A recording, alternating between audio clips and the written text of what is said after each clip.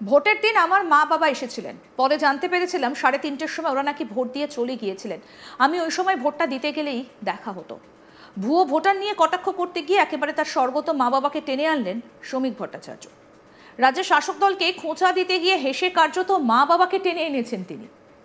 স্বচ্ছ ভোটার তালিকা এবং স্বচ্ছ নির্বাচন করাতে ভোটের আগে স্পেশাল ইন্টেন্সিভ রিভিশন করার তোড়জোড় শুরু হয়েছে। আসলে এসআইআর এর উদ্দেশ্য হলো রাজ্যের প্রকৃত ভোটারদের চিহ্নিত করা। প্রাপ্ত তথ্য অনুসারে এসআইআর চলাকালীন দেখা গেছে বহু ভোটারের মৃত্যু হয়েছে। এমন অনেক ভোটার আছেন যারা রাজ্যের বাইরে বা অন্য বিধানসভা কেন্দ্রে চলে গিয়েছেন। এছাড়াও 2 জায়গাতে ভোটার কার্ড রয়েছে, এমন ভোটারের সংখ্যা নেহাত কম নয়। সেই কারণে সেই সমস্ত ভোটারকে তালিকা থেকে বাদ দেওয়া হবে। কমিশনের দাবি, যোগ্য ভোটাররাই যাতে শুধুমাত্র নির্বাচনে অংশগ্রহণের সুযোগ পান, সেজন্য এই পদক্ষেপ। এদিকে নির্বাচন কমিশনের এই পদক্ষেপের প্রকাশ্যে সমালোচনা করেছেন রাজ্যের মুখ্যমন্ত্রী মমতা ব্যানার্জি। ভোটার তালিকায় নাম বাদ দেওয়াকে কেন্দ্র ও কমিশনের চক্রান্ত হিসেবে দেখছেন তিনি। 21-এর ধর্মতলার মঞ্চ থেকে তা নিয়ে ঝাঁঝালো বক্তব্যও রেখেছেন। এবার সেই বিষয়ে মুখ খুললেন রাজ্য বিজেপির সভাপতি শ্রমিক ভট্টাচার্য। তিনি জানান, মূল লক্ষ্যই হলো মৃত ভোটার লিস্টকে ত্রুটিমুক্ত করা, ভোটার লিস্ট থেকে মৃত মানুষদের নাম বাদ দেওয়া। এই যে বিধাননগরে নির্বাচন হলো, আমার জীবনের কত বড় দুঃখের দিন বলুন তো। কোভিডের 18 দিনের ব্যবধানে আমার বাবা মা চলে গেছেন। আমি যখন ভোট দিয়ে বিকেলে বাড়ি ফিরলাম পার্টি অফিস থেকে, তারপর জানতে পারলাম 3:30-র সময় আমার বাবা মা এসেছিলেন সল্টলেকে ভোট দিতে। তারা ভোট দিয়ে চলে গেলেন। ওই সময় যদি ভোট দিতে যেতাম তাহলে দেখা হতো। এগুলো কি কেউ চায়? স্বাভাবিকভাবে রোহিঙ্গা মুক্ত, বাংলাদেশের অনুপ্রবেশকারী মুক্ত এবং ভুয়ো ভোটার মুক্ত যে স্বচ্ছ ভোটার তালিকা বেরোবে, তা সকলে গ্রহণ করা উচিত।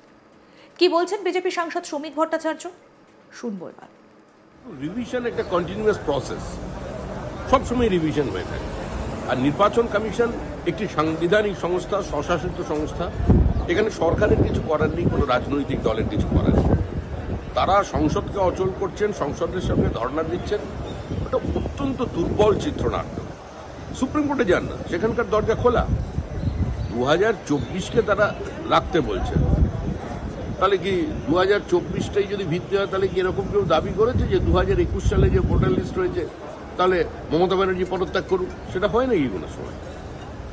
2021-2024-এর বিষয় নয়, মূল লক্ষ্য হলো ভোটার লিস্টকে ত্রুটিমুক্ত করা, মৃত মানুষের নাম ভোটার লিস্ট থেকে বাদ দেওয়া। এই যে বিধাননগরে নির্বাচন হলো, আমার জীবনের কত বড় দুঃখের দিন বলুন। আমার মা বাবা চলে গেছে কোভিডে 18 দিনের ব্যবধানে। আমি যখন ভোট দিয়ে বিকেলে বাড়ি ফিরলাম পার্টি অফিস থেকে, তখন জানতে পারলাম 3:30-এর সময় আমার বাবা মা এসেছিলেন সল্টলেকের এপিজে স্কুলে ভোট দিতে। তারা ভোট দিয়ে চলে গেলেন। ওই সময় যদি ভোটটা দিতাম দেখা হতো। এগুলো কি কেউ চায়? তো সুতরাং স্বাভাবিকভাবেই রোহিঙ্গা মুক্ত, বাংলাদেশি অনুপ্রবেশকারী মুক্ত, মৃত ভোটার মুক্ত এবং ভুয়ো ভোটার মুক্ত স্বচ্ছ নির্বাচন প্রক্রিয়ার মধ্যে দিয়ে যে তালিকা বেরোবে, ভোটার তালিকা, এটা সকলের গ্রহণ করা উচিত। কিন্তু সারা পৃথিবীর দেখে হাসবে। এরপরে তিনি বিহারের প্রসঙ্গ টেনে বলেন, বিহারের পর এবার বাংলাতেও এসআইআর হবে। তৃণমূল সেটা বুঝতে পেরেছে। বিহারের যে সংখ্যা, তার থেকেও বাংলার সংখ্যা ছাপিয়ে যাবে। শুনুন কি বললেন শ্রমিক ভট্টাচার্য। দেখুন, বিহারে ইন্ডিয়া জোট হারতে চলেছে। বিহারে আবার ক্ষমতায় ফিরবে এনডিএ। ভয় আতঙ্ক থেকে এরা আজকে ভোট বয়কটের কথা বলে। ভোট বয়কট কারা করে? কারা অস্ত্র নিয়ে বলে যে আমরা ভোট করতে দেব না। তো তাদের সঙ্গে যদি সহমত হয়, সেই মতাদর্শকে যদি মেনে নেয়, নতুন করে বলার তো কিছু নেই। আর পশ্চিমবঙ্গে এরপরে হবে, এটা তৃণমূল কংগ্রেস বুঝতে পারে। আর বিহারের যে সংখ্যা, সেই সংখ্যাকে আমার মনে হয় পশ্চিমবঙ্গ ছাপিয়ে যাবে। কারণ পশ্চিমবঙ্গ হচ্ছে বাংলাদেশি অনুপ্রবেশকারীদের ভুয়ো পরিচয়পত্র বানিয়ে দেওয়ার একটা এপিক সেন্টার, এবং সেখানে বানানোর পরে তারা ভারতবর্ষের বিভিন্ন শহরে, বিভিন্ন শিল্পাঞ্চলে ছড়িয়ে পড়ে। সেটাকে তো বন্ধ করা দরকার। দেশটা তো ধর্মশালা নয়। আর কেউ যদি বেশি বাড়াবাড়ি করে, কেউ যদি এই সাংবিধানিক সংস্থাকে, সাংবিধানিক ব্যবস্থাকে ভাঙার চেষ্টা করে, সাংবিধানিক ব্যবস্থাকে যদি ভেঙে দেয়, তাহলে যারা সংবিধানের কাস্টোডিয়ান আছেন, যারা ব্যাখ্যাকর্তা আছেন সংবিধানে, তারা ব্যবস্থা নেবেন।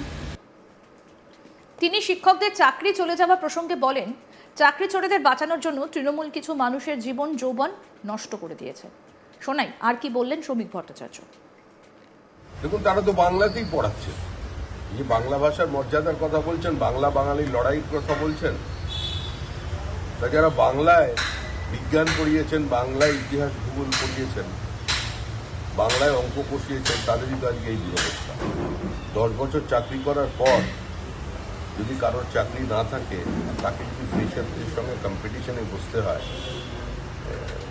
এটা তো নিঃসন্দেহে চিন্তাভাবনা করা উচিত। আমার মনে হয় মহামান্য সুপ্রিম কোর্টেরও এটা ভেবে দেখা উচিত, কারণ আদালত মানুষের জন্য জন্ম নিয়েছে, আদালতের জন্য মানুষ জন্মায়। এ ধরনের চূড়ান্ত একটা অমানবিক সিদ্ধান্ত আপনি টেন্টেড বলে কাউকে বলে দিচ্ছেন, আবার টেন্টেড নয়ও সেটাও বলে দেওয়া হচ্ছে, কিন্তু দুটোকে সেগ্রিগেট করা হচ্ছে, মুড়ি মিছড়ি মিশিয়ে দিয়ে শুধুমাত্র একটা প্রাতিষ্ঠানিক লুট, চাকরি চোর তাদের বাঁচানোর জন্য, ক্রেতা আর বিক্রেতা এদের আড়াল করার জন্য এরা কিছু মানুষের জীবন যৌবন ধ্বংস করে দিল। পুরো স্কুল শিক্ষা ব্যবস্থাকেই শেষ করে দিয়েছে তৃণমূল কংগ্রেস। আর আজকে যদি এই সমস্যার সমাধান না করা যায়, তাহলে অদূর ভবিষ্যতে পশ্চিমবঙ্গের এই এসএসসির ওপরে আর মানুষের প্রথম কোনো আস্থা নেই। আর এসএসসিও এই আইনি জটিলতা থেকে বা এই দুর্নীতির বাইরে বেরিয়ে আসতে পারবে। এবং স্বাভাবিকভাবেই প্রশ্ন উঠছে যে সরকারের অবস্থা নিয়ে এটা, যে আমি সেগ্রিগেট করব না, আমি 10 নম্বর গ্রেজের কথা বলবো, আমি সবাইকে এক জায়গায় বসিয়ে দেবো, তাহলে এরা যে পরীক্ষা দেবে, পরীক্ষা দেবার পরে সেখানে দুর্নীতি হবে না, সেটার উপরে কে নজরদারি করবে? ভোটের দিন আমার বাবা মা এসেছিলেন, পরে জানতে পেরেছিলাম 3:30-র সময় ওরা নাকি ভোট দিয়ে চলে গিয়েছিলেন। আমি ওই সময় ভোটটা দিতে গেলেই দেখা হতো। ভুয়ো ভোটার নিয়ে কটাক্ষ করতে গিয়ে একেবারে তার স্বর্গত মা বাবাকে টেনে আনলেন শ্রমিক ভট্টাচার্য। কি বললেন আসুন আরেকবার শোনাই। রিভিশন একটা কন্টিনিউয়াস প্রসেস, সবসময় রিভিশন হয়ে থাকে। আর নির্বাচন কমিশন একটি সাংবিধানিক সংস্থা, স্বশাসিত সংস্থা, এখানে সরকারের কিছু করার নেই, কোনো রাজনৈতিক দলের কিছু করার নেই। তারা সংসদকে অচল করছেন, সংসদের সামনে ধর্ণা দিচ্ছেন, এটা অত্যন্ত দুর্বল চিত্রনাট্য। সুপ্রিম কোর্টে যান না, সেখানকার দরজা খোলা। 2024কে তারা রাখতে বলছেন, তাহলে কি 2024টাই যদি ভিত্তি হয়, তাহলে কি এরকম কেউ দাবি করেছে যে 2021 সালে যে ভোটার লিস্ট রয়েছে তাহলে মমতা ব্যানার্জি পদত্যাগ করুক? সেটা হয় নাকি কোনো সময়? 2021-2024-এর বিষয় নয়, মূল লক্ষ্য হলো ভোটার লিস্টকে ত্রুটি মুক্ত করা, মৃত মানুষের নাম ভোটার লিস্ট থেকে বাদ দেওয়া। এই যে বিধাননগরে নির্বাচন, আমার জীবনের কত বড় দুঃখের দিন বলুন। আমার মা বাবা চলে গেছে কোভিডে 18 দিনের ব্যবধানে। আমি যখন ভোট দিয়ে বিকেলে বাড়ি ফিরলাম পার্টি অফিস থেকে, তখন জানতে পারলাম 3:30-র সময় আমার বাবা মা এসেছিলেন সল্টলেকের এপিজে স্কুলে ভোট দিতে। তারা ভোট দিয়ে চলে গেলেন। ওই সময় যদি ভোটটা দিতাম দেখা হতো। আরও আপডেট পেতে দেখতে থাকুন আজ তাক বাংলা। সাবস্ক্রাইব করুন, নোটিফিকেশন পেতে বেল বাটন অপশন প্রেস করুন, হোয়াটসঅ্যাপেও ফলো করুন আজ তাক বাংলা।